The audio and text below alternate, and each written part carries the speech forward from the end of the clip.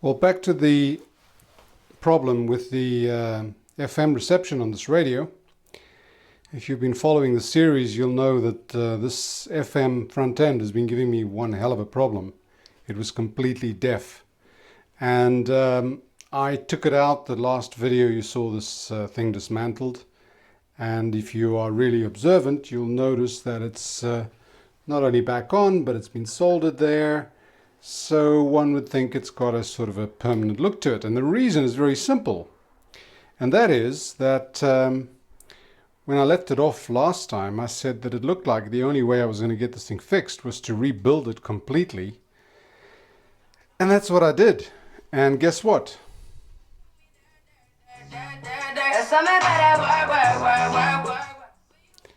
It's done.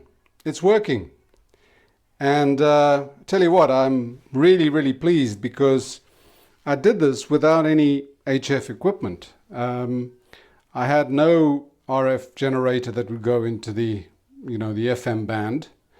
No sweep generator that would allow me to align it properly. And so what I really did was literally dismantled every single component from that section of the circuit and put it back together, testing every component along the way. And even after having done this the first time, I found problems with components, which is the reason why this thing was completely deaf. And it's one of those things that catches you, bites you in the ass every single time because you assume things, and this radio has been a lesson on how not to assume stuff. But let me show you on the circuit and I'll tell you what I found. First thing I did is I blew this up and printed it out, just the FM section, just really the FM box inside that metal casing. And then I started dismantling it, and I'll show you just ahead a few pictures of what I did along the way because I didn't really film the whole process. It's very difficult. You have to be very careful when you dismantle something and try and get it back together. So what I did was I started on one end and literally went through the whole thing, checking literally every single connection. And basically you'll see from these sketches how I did this. This is the one section, the top side, one side, where I drew in the components, I drew in their values, and then I took them out and then I colored them in as I put them back. Here is the other side. And I did this on both sides of that board. This is one section of the top, this is the other section of the top. And I went through this very meticulously. And on the schematic then I started painting in what I was finding and not finding. Now, what I found, there were actually two problems with the circuit. One of them was on the the front end tuner. This is the RF amplifier. It then sends the amplified signal through here into this tune circuit where you use the coil and the part or half of that tuning cap, the rotary tuning cap, to tune into the station that you want coming in the front end. Now this capacitor is a little fixed capacitor, it's a trimmer. And when I tested it the first time, it was simple, it's a trimmer, you test it. I didn't test it properly. This is it here. This thing was stuck on about 15 picofarads. So no matter what you did to it, no matter how you turned it, it stayed at 15 picofarads. So obviously, because that's a top end, this is supposed to be a 3 to 10 picofarad capacitor. This is already at the top end, reading over the top, stuck at the top. So it was conditioning what it was that I could tune in from the front end here. So that was the first thing. Took that out, replaced it with one that I had here, very similar to this one, and carried on with the circuit. I wanted to put everything back at that point, thinking, well, found the problem. I'll put it back, no problem. Well, I'm glad I did not, because when I went further, I thought this section was wrong as well. This is the oscillator. Nothing wrong there, but there was something wrong here. This capacitor, which is supposed to be 30 picofarads, was reading about 4. So this capacitor is basically gone. And because it was wrapped with it's got a coil, it's got an inductor around it. This is literally a capacitor in parallel with an inductor. This inductor is a very low resistance, it's very thin wires at the end, and it's wrapped around the capacitor before it's shorted to ground, or soldered to ground and soldered to the cathode of the tube of this triode. And when I measured it originally, I recall having desoldered this and unwound it, but I'm not sure what value I read, because I must have read a wrong value and just left it in. Or maybe this was shorting and I was measuring sort of an inductance value or resistance value. Anyway, this capacitor was gone, so obviously this thing was messing up the bias of this section of the circuit, and it wasn't oscillating, and it wasn't doing the mixing either. So I wasn't getting the signal coming out of that end. So there we go. I changed that. I then put everything back into the case and I tested it, and lo and behold, it was there. Now, it's surprising that there was sound there, because I had been really messing around with these inductors, with these coils, trying to find a point where it oscillated and trying to find a point where I would get an IF signal over here. So I'd messed with this one, I'd messed with that one, certainly messed with that one quite a bit.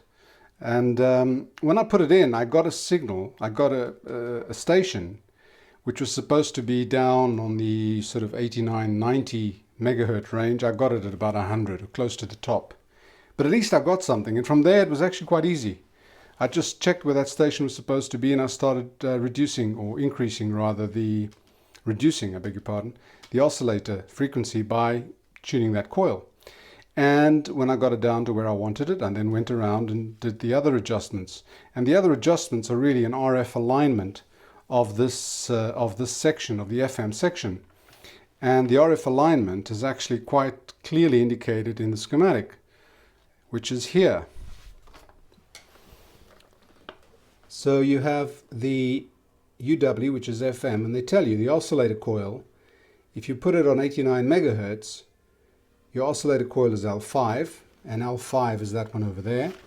So I used my little car FM transmitter, sent a carrier at 89 megahertz, and adjusted that coil, that core, till I got my signal around 89, pretty close to 89. And then it was a question of tuning on the other frequencies, 93, 97. On 93, you adjust that coil over there.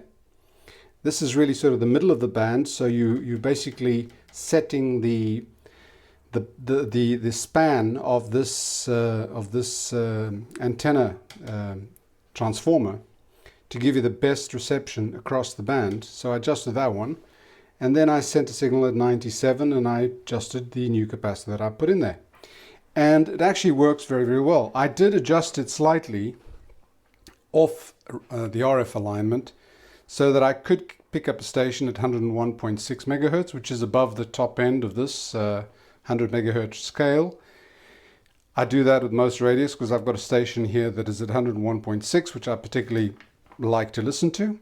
So this has already been adjusted for that, and the whole thing is working.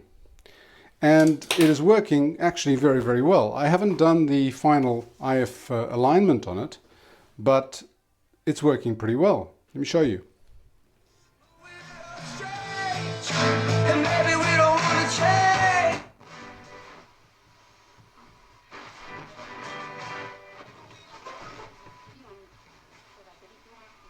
This is a Spanish station that it's picking up from here.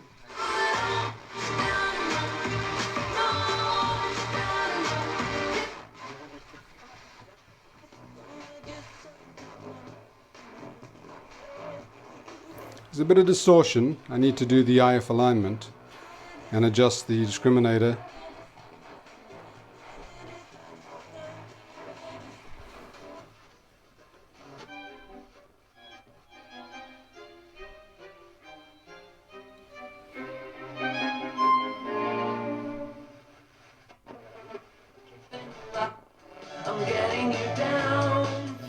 This is the one at 101.6, which I now have at just under 100. This is another Spanish station I don't listen to, but this is the one that I'm interested in.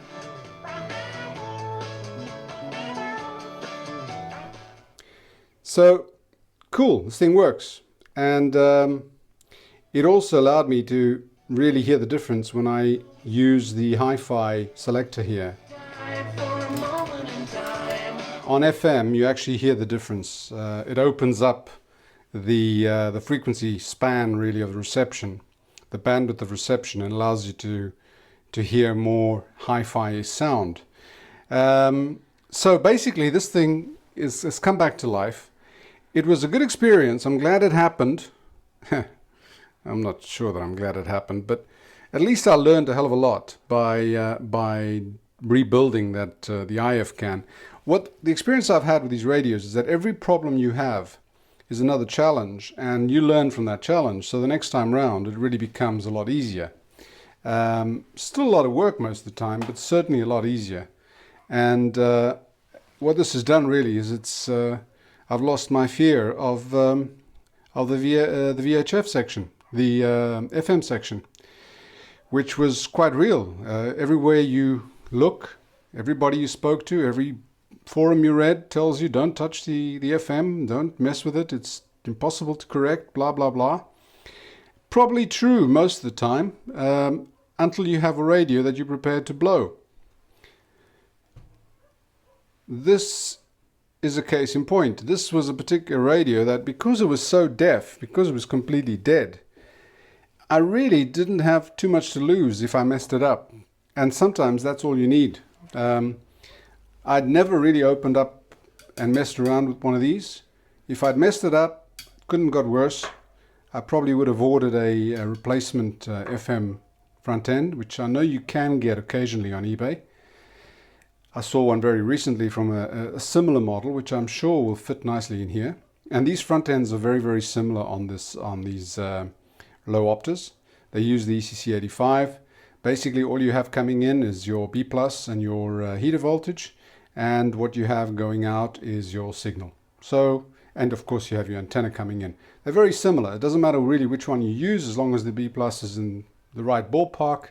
But because you're using the same tube, it probably will be. What you're getting here is something that works on just about any of these radios.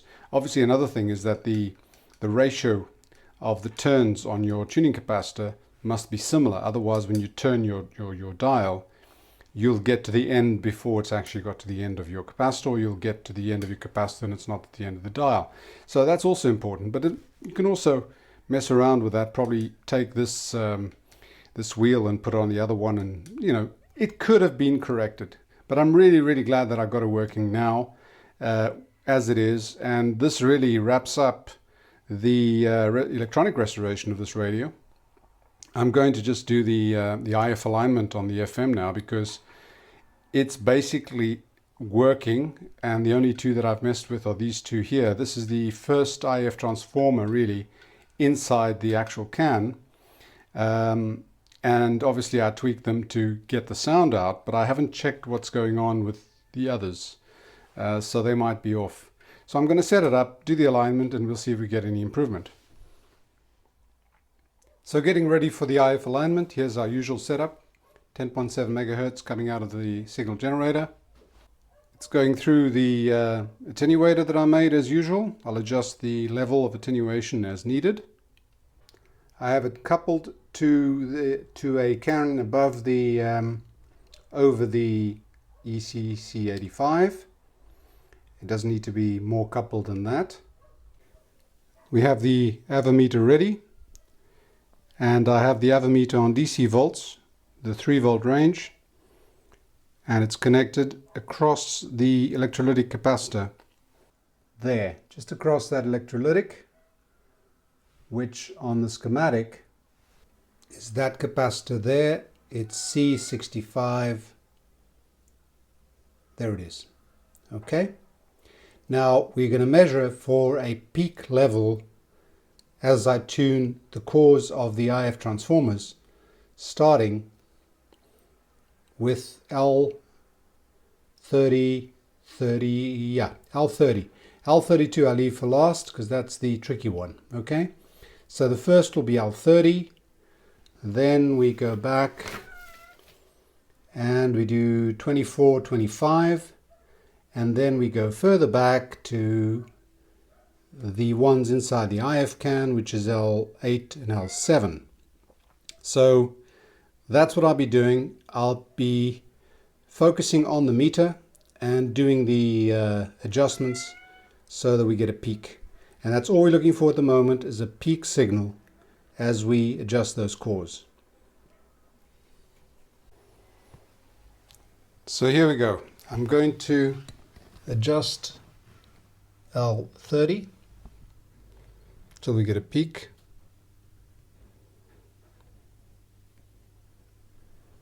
Whoa, okay. There's our peak. There's our peak. I don't adjust the one underneath because that's the final one. Then I've got these other two. One is at the top. That's a nice adjustment. There's a peak. And now underneath.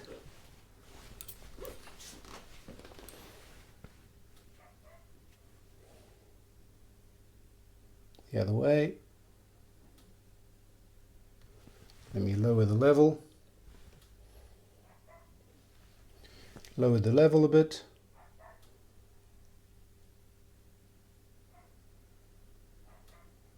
There's our peak. I'm going to try the others again just to make sure.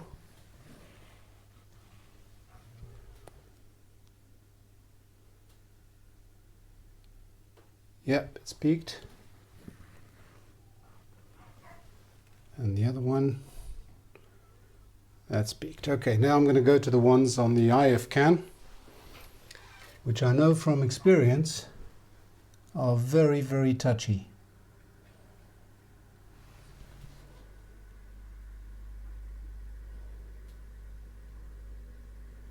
Right, that's done.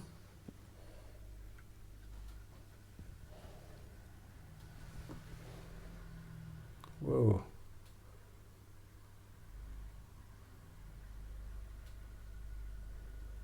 That's peaked. Okay.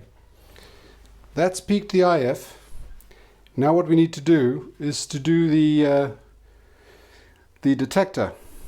And the way to do that is to play with a couple of 100k resistors, very accurate resistors, identical in value, and I'll show you where I put them.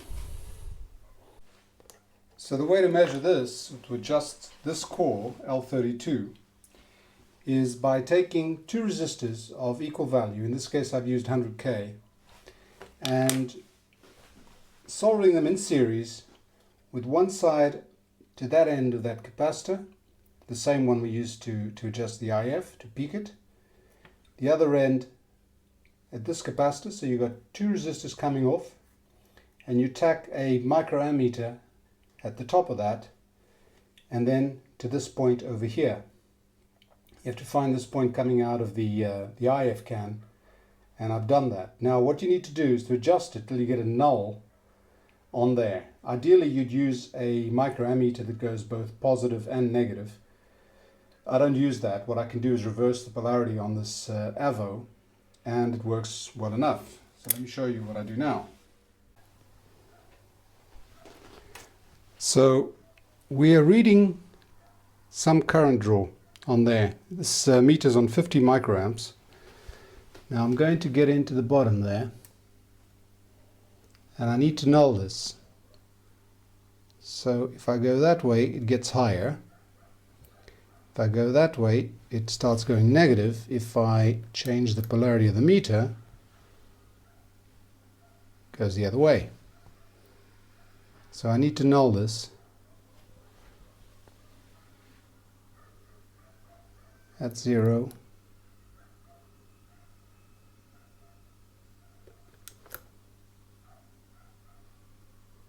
There we go. It's nulled. It's supposedly perfectly aligned. Fingers crossed. We'll hear the result next.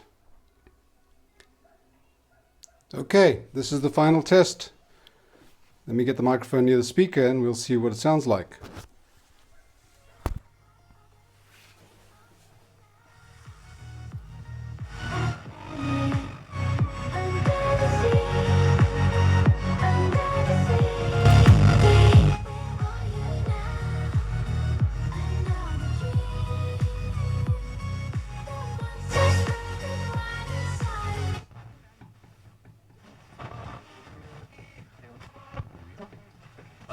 14 minutos das 6 da tarde, retomamos a emissão da Antena 1 Madeira às 6h30. Vamos ter aqui o Diário Regional.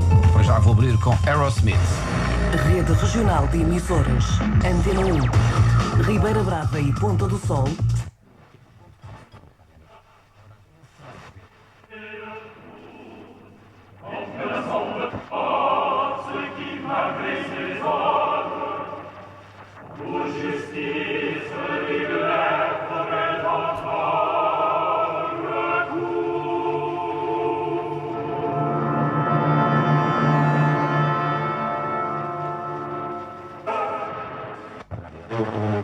Até a Guerra Nacional demonstrou, mesmo sem ter um ponta de lançador.